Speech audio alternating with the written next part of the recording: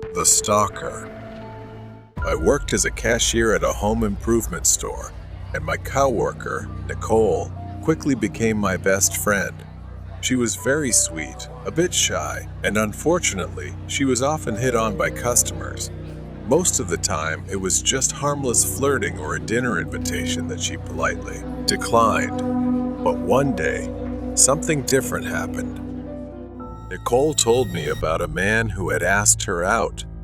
She had declined, as usual, saying that she had a boyfriend. The man seemed irritated but left without causing any trouble. Later that day, he came back.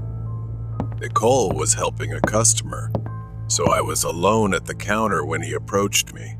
He looked quite handsome, but there was something about him that made me feel uncomfortable. He spoke in a deep voice and said he was there to see Nicole. I asked how he knew her, and he lied, saying she had agreed to go out with him and that he was there to pick her up.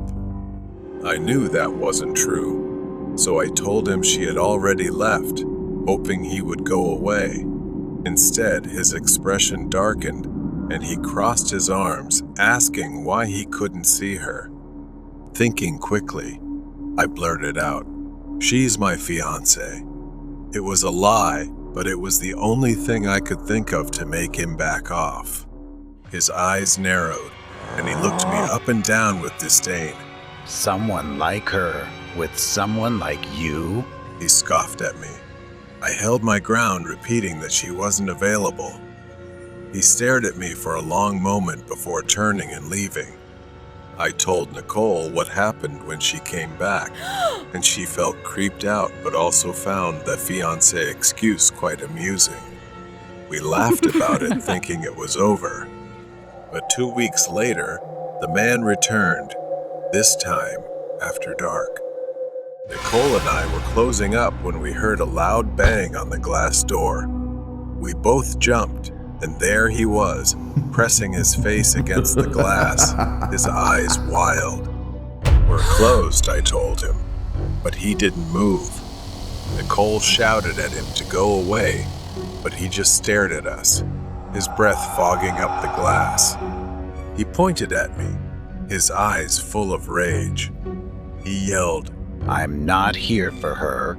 I'm here for you. If I take out her husband, she'll be mine."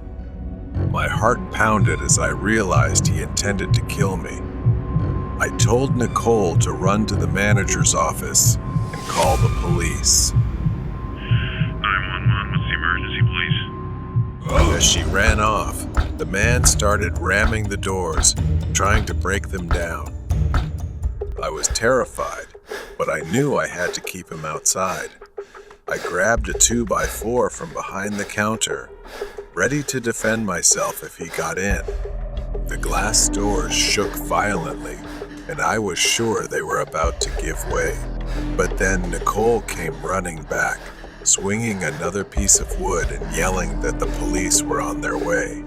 The man finally stopped, glaring at me one last time before turning and disappearing into the night. The police arrived, but by then, he was long gone.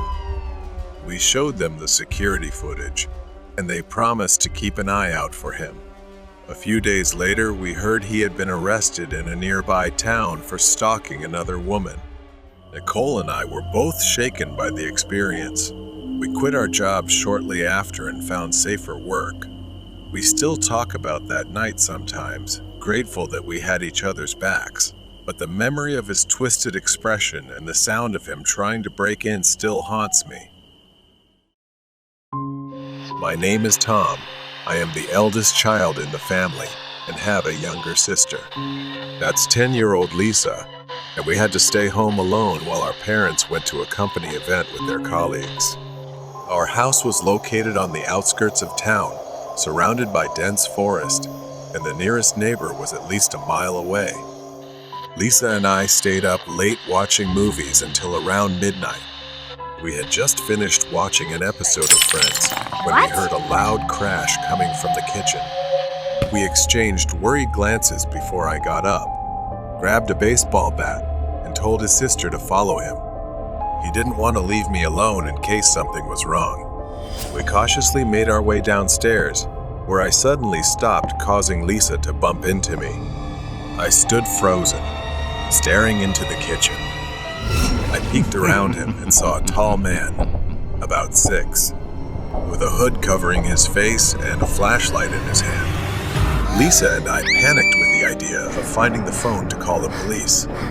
Panicking, I grabbed Lisa's hand and dragged him back upstairs to my parents' bedroom, where the house phone was. We locked the door and called 113.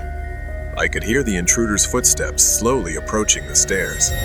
Tom stayed on the phone with the police, describing our situation, while I watched the door handle turn slowly. Suddenly, the man began pounding on the door, shouting, "Let me in! I won't hurt you, I promise." I shouted back. Go away! The police are on their way. The pounding continued, and the door began to shake violently. Lisa looked at me and signaled for us to escape through the window.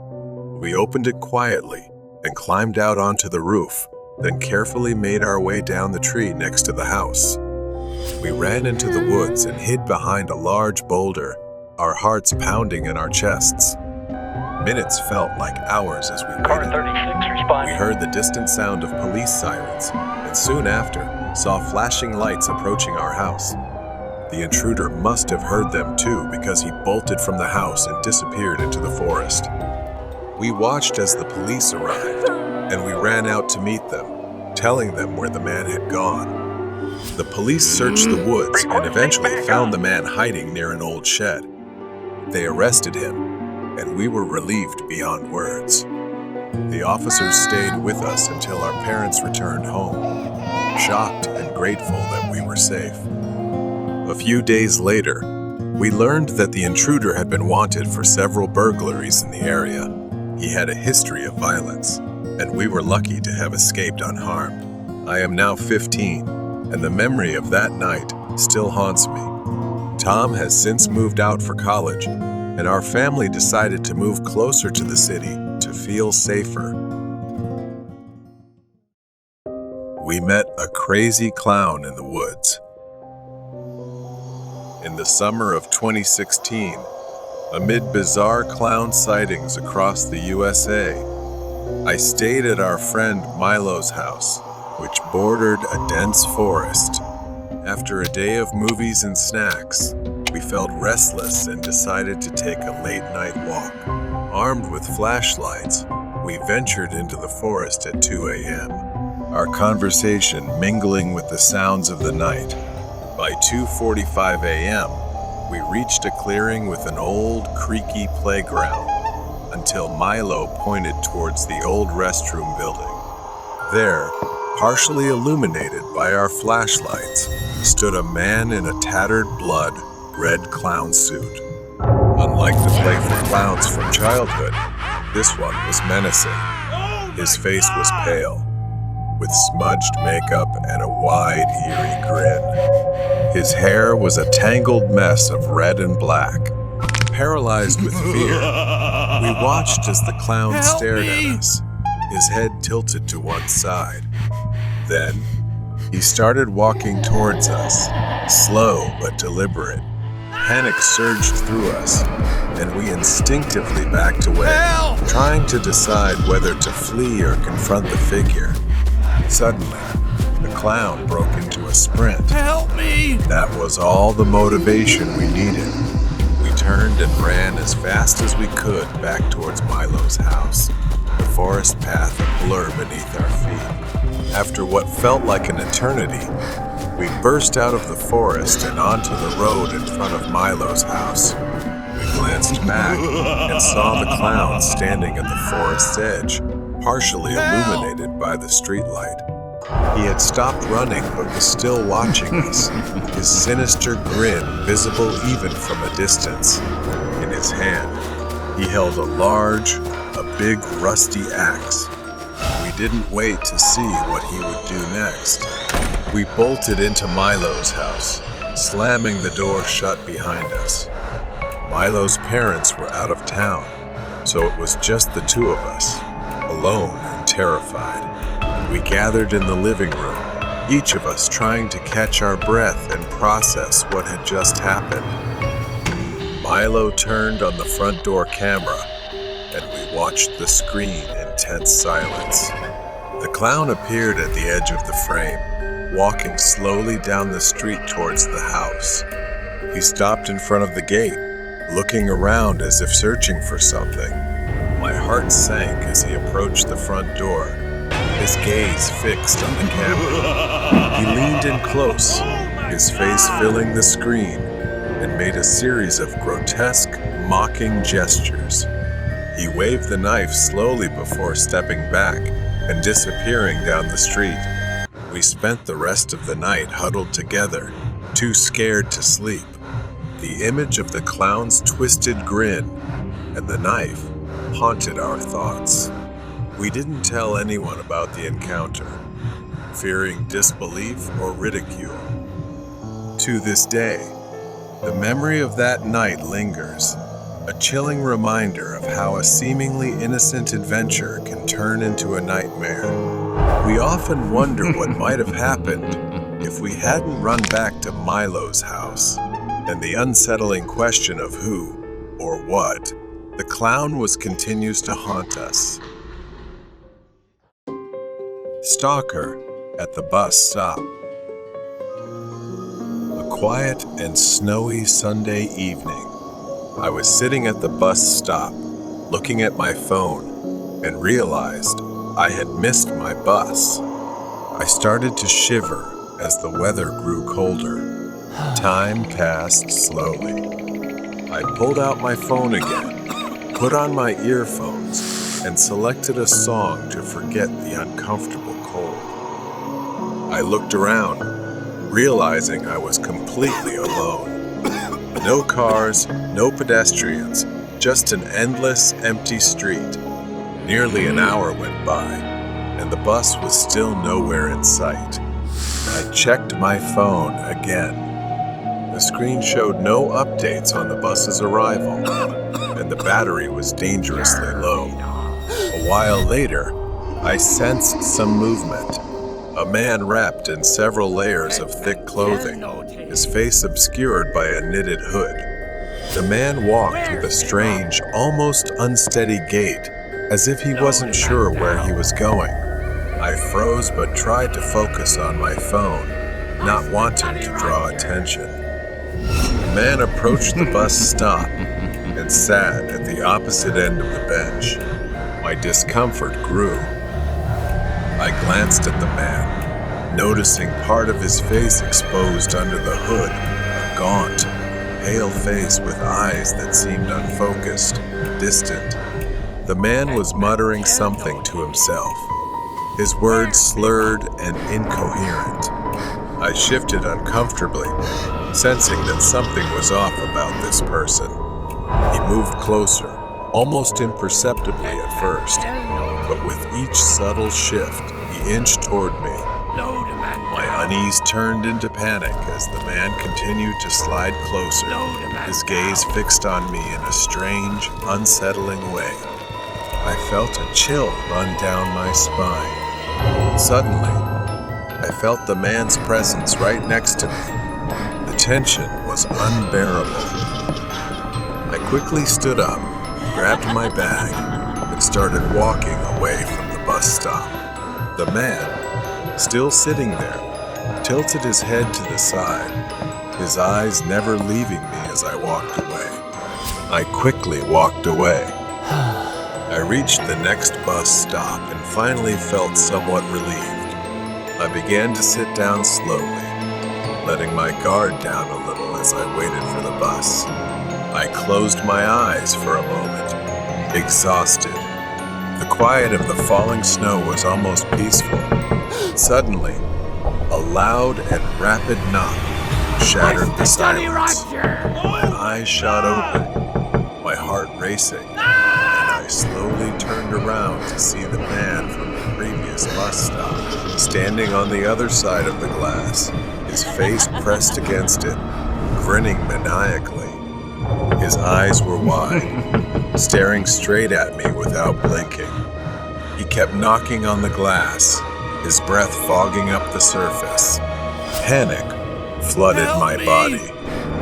I quickly stood up and backed away from the glass. The man began moving, circling around, his gait more erratic than before. His footsteps grew closer. I backed away, yelling at the man to stay away. However, the man was undeterred.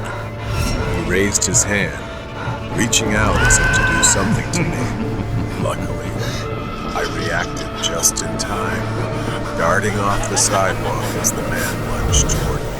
In a strange, inexplicable way, he slipped forward, his face slamming hard into the cold, icy pavement. The sound was horrifying. I stood there, frozen, trying to make sense of what had just happened. It was so bizarre. I watched in horror as blood began to pool around the man's face, staining the snow with a deep red. My mind raced as I tried to process what had just occurred. I crouched down, attempting to get a response from him, but there was none. I sat down on the curb, my hands trembling as I pulled out my phone and called for help. The snow continued to fall, turning this bus stop into a place of horror and dread for me. The flashing lights of the ambulance and police car pierced through the night. Paramedics rushed to the man's side, but it was clear that something was very wrong with him. As the paramedics searched the man's belongings, they found a photograph in his wallet, a picture of the man with a boy who looked eerily similar to me. The police explained that the man had been on prescription drugs after losing his son, and his mental state had deteriorated ever since. I realized, with disbelief, that the man may have mistaken me for his lost son. A few days later, I took my driving test. As I drove, I glanced down the road where the bus stop was in the distance, the events of that night still haunting me deeply. I couldn't shake the sorrow of the man's grief and the terrifying experience that had unfolded. Horror Story Nightwalkers. I used to work at a small hotel on the edge of town. The hotel was quite peaceful, nestled between dense woods and a long, deserted road. After a hurricane swept through the town, business slowed down significantly. I worked the night shift from 6 o'clock p.m. to 2 o'clock a.m., often without seeing anyone for hours. The only sound in the empty lobby was the ticking of the old clock on the wall. One night, I was sitting in the break room, sipping warm coffee and watching the security monitors when I heard a deep voice call out from the lobby. I got up and went to the front desk. There was a man standing on the other side of the glass partition. He was tall, with wild hair and a strange, jittery energy about him. He asked for some towels, so I handed them to him through the opening under the glass. He grabbed them with such force that it made me flinch, and then he left without saying another word. Curious, I watched him on the security monitor as he walked down the hallway, rubbing the towels against his face and neck. It was bizarre, but I shrugged it off and returned to the break room. About 10 minutes later, I heard his voice again. This time, he was back at the front desk, banging on the glass. "My key card isn't working," he shouted. I asked for his room number, but he responded strangely, saying something like 2C Ply, which didn't match our room numbering system. When I told him that, his demeanor changed. He leaned close to the glass, his eyes wide and wild. "I'm going to kill you," he said with a cold smile. I froze as he repeated it, louder each time, until he was nearly screaming. I grabbed the phone and dialed 911, shouting at him that the police were on their way. He stared at me with that twisted smile, mocking me as I spoke to the dispatcher. Finally, he left the hotel, disappearing into the night. I was shaken but relieved that he was gone. I decided to stay in the lobby for the rest of my shift. When my relief arrived at 2:00 a.m., I hurried outside, eager to get home. The cold night air bit at my skin as I walked through the empty parking lot. Suddenly, I heard a noise behind me, like someone walking on tiptoes. I turned around, and there he was, hiding behind a car. Oh my God! His eyes followed me from the shadows, and he whispered, "I'm going to kill you." Panic surged through me. I looked around, trying to decide what to do. My only chance was to run to the nearest house with a light on.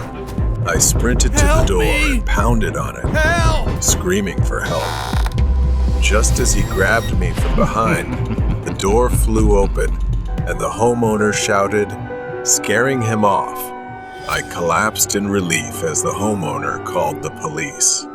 The police arrived, but he had already disappeared.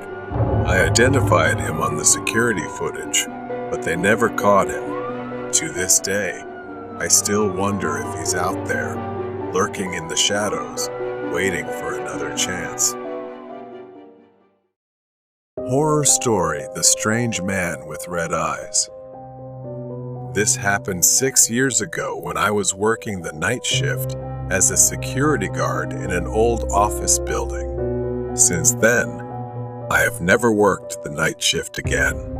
That night, the pale moonlight cast an eerie glow over the deserted scene, creating a chilling atmosphere. Around 3 a.m., I was doing my final patrol before ending my shift. As I walked through the dark hallway, I heard strange footsteps. I looked around, but saw no one. The footsteps continued, seeming to come closer to me. I started feeling uneasy, trying to stay calm and continue my work. But just as I reached the security room, the door suddenly opened. A man with disheveled hair and bloodshot eyes walked in. He was wearing a long black coat and carrying an old suitcase. There was no one around, and I couldn't understand how he got into the building at this hour. I swallowed nervously, trying to speak to him. Do you need any help? I asked, my voice trembling. The man didn't answer right away. He just stared at me for a long moment. Then he opened his mouth, his voice raspy like the wind through a crack in the door. "I need to go to a very special place, a place you will never forget." I didn't understand his meaning, but I responded anyway. I can't leave the building during my shift. Can you specify the location? The man smiled in a strange way, his thin lips curling up. "All right, take me to the basement." I was surprised, but didn't want to cause trouble, so I nodded and led him there.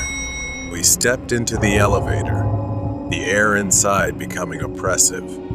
When the elevator doors opened at the basement level, a cold draft swept in. The man stepped out first, and I followed, feeling more anxious. He stopped in front of a small room, its door long locked. I didn't remember ever seeing this room before. The man pulled out an old key from his coat pocket, unlocked the door, and stepped inside. I stood outside, not daring to follow. "I've reached my destination," he said from inside. "Thank you for guiding me." I turned to leave, but suddenly he appeared right in front of me, as quick as lightning. He placed his hand on my shoulder, gripping so tightly that it hurt. "Remember, you have helped me, and I will remember you." I screamed, trying to break free, but I couldn't. A sharp pain shot through my chest, and I collapsed. My eyes gradually closed, I gradually saw the door of the room closing before my eyes, accompanied by his satisfied, creepy laughter. And then I fainted. When I opened my eyes, I was lying in a hospital bed. The doctor said I had a heart attack but was lucky to survive. I recalled the man and asked everyone around about him, but no one had seen him, and the security cameras recorded no one but me. From the video extracted from the camera, it seems that I was talking to myself in front of the hallway door and then collapsed on the floor. It seems that I was taken to the hospital by the neighbors. I was haunted by his final look and his mysterious words. I could never forget that raspy voice. And every time I remember, I feel a chill down my spine. I had once guided a mysterious man, and it had changed my life forever. Horror story of school locker. Sure, here is the translation of your text into English. A few days ago, Anna attended a party. The police showed up, and everyone scattered. Anna took a shortcut, fell into the river, and has been missing since. When they found her, she was no longer alive. She had passed away. The principal asked Kat to clean out Anna's locker. It had been a week since the funeral, and ANA's mother still hadn't come to collect her belongings. Kat nodded, feeling both curious and fearful. Anna had been one of the popular girls, always surrounded by friends. The news of her sudden death had shocked everyone. She wasn't like that. I was quite shy and had almost no friends. She approached the locker, its dull gray door a stark contrast to the vibrant memories of its owner. She twisted the combination lock, and with a metallic click, it opened. Inside, the locker was neatly organized. It only took her a few minutes to scoop Anna's belongings into her backpack. There were just a few textbooks, a small makeup pouch, and a neatly folded scarf remaining. As she reached in to gather the items, a strange gust of wind brushed against the back of her neck, sending a shiver down her spine. She glanced around, but the hallway was empty. She picked up the scarf, its silk smooth and cool. She remembered that Anna always wore this scarf like a treasured possession. It seemed that she really loved it. Suddenly, a whisper echoed in the confined space, telling her that the scarf was beautiful and would suit her perfectly. Her heart pounded. Perhaps she had imagined it. She continued cleaning the locker, but the unease lingered. As she closed the door, the whisper came again, more insistent this time, telling her, Wear it always, and everyone will admire you. How could she refuse? Even as goosebumps rose on her skin, she nodded and tied the scarf around her neck. Although it was silk, it felt heavy, pressing down on her bones. Kat looked up at the mirror and almost screamed. She didn't just look like Anna in that moment. She was Anna. The scarf somehow warped her skin, transforming her face. She pulled with all her strength, but it wouldn't come off. Her elbow struck the mirror, causing it to bleed. Then a voice whispered, It's okay. and assured her that everyone would love her. She decided to take a chance and see if it was true. Days passed, and she began to notice changes. People who had never acknowledged her before started to smile and greet her. The popular crowd invited her to sit with them at lunch. Kat enjoyed the attention she was receiving. She attributed the change to her makeover and the confidence boost from wearing Anna's scarf, so she didn't believe it too much. But the whispers started again and wouldn't stop.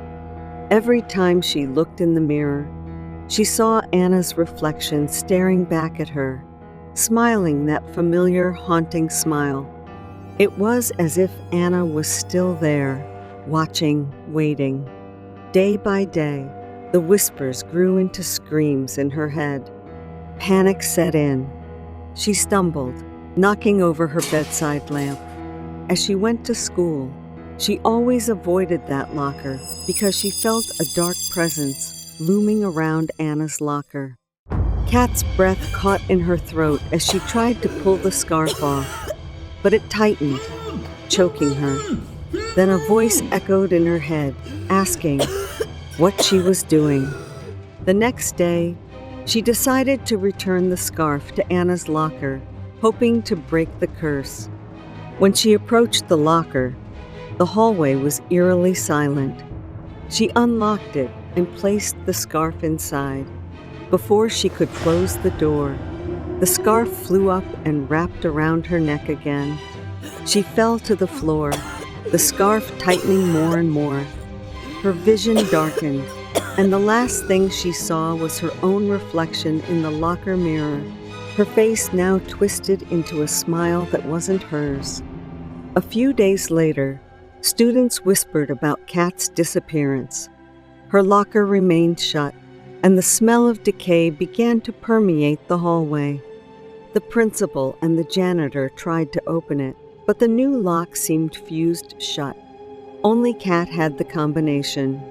One evening, as the janitor was mopping the empty hallway, he heard a faint whisper. Wear it, and everyone will admire you.